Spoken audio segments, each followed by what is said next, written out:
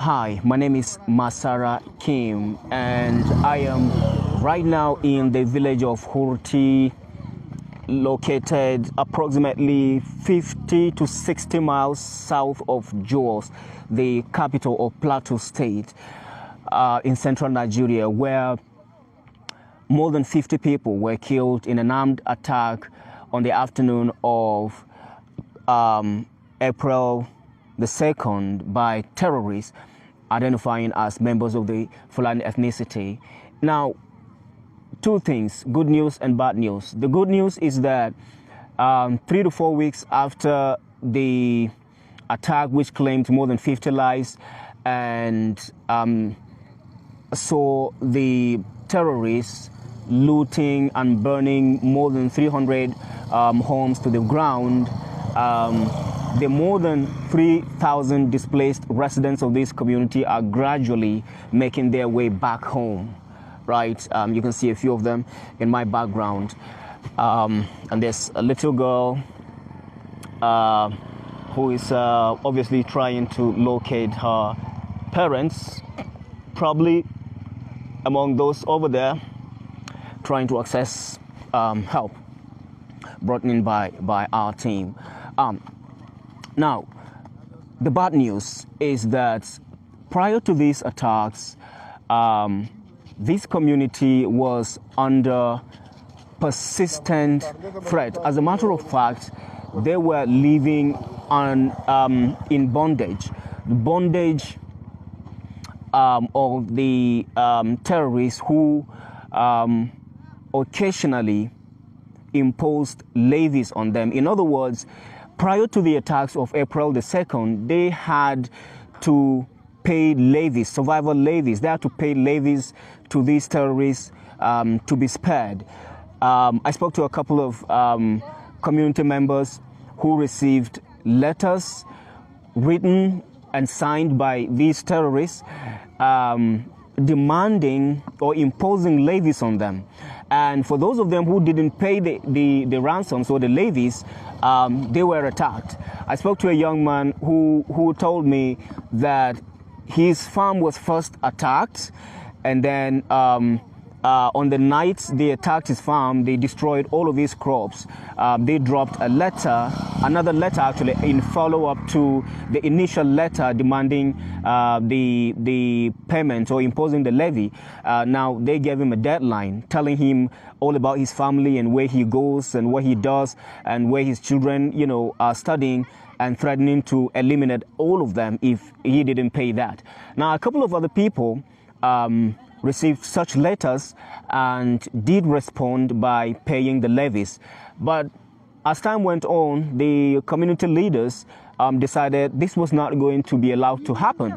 And then they summoned their subjects and told them to stop responding to such threats.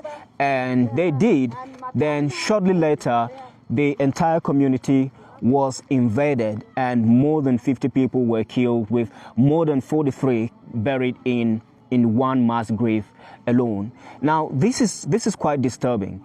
Disturbing in the sense that while it may seem that these attackers have achieved their aim by, or at least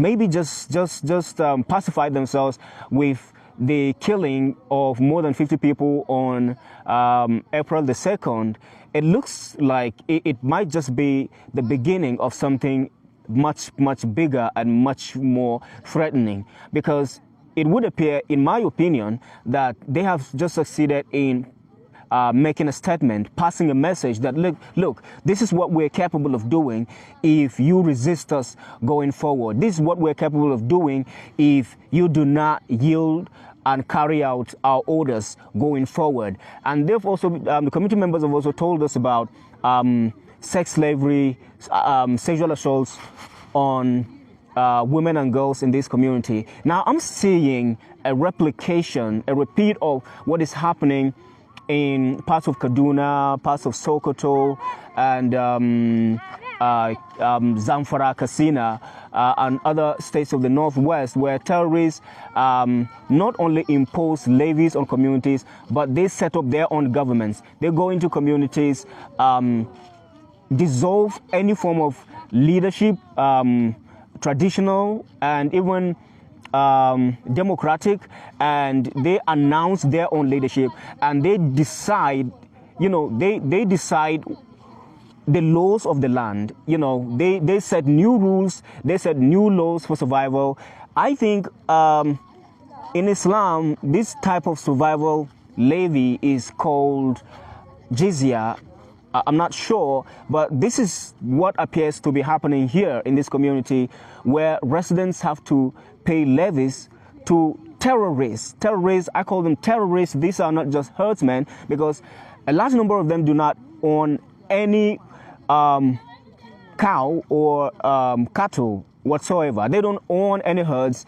They simply go around with AK-47s on their shoulders, intimidating people, kidnapping for ransom, killing people, and assassinating people. And they're just criminals. They're just a bunch of outlaws, terrorists, actually, who are bent on imposing a territory within a sovereign nation like Nigeria. This is just a push for a caliphate, the same type that was imposed in the Hausa and Gobir lands of northwestern Nigeria in the 19th century. Now, I would like to categorically say that anyone, whosoever, I do not care if you're a Christian, if you're a Muslim, or an atheist, if you support these people and you fail to rise up and speak up against these atrocities, you are complicit, and you are just as terrible as the terrorists who are carrying out these massacres. We therefore all have to rise up and speak with one voice,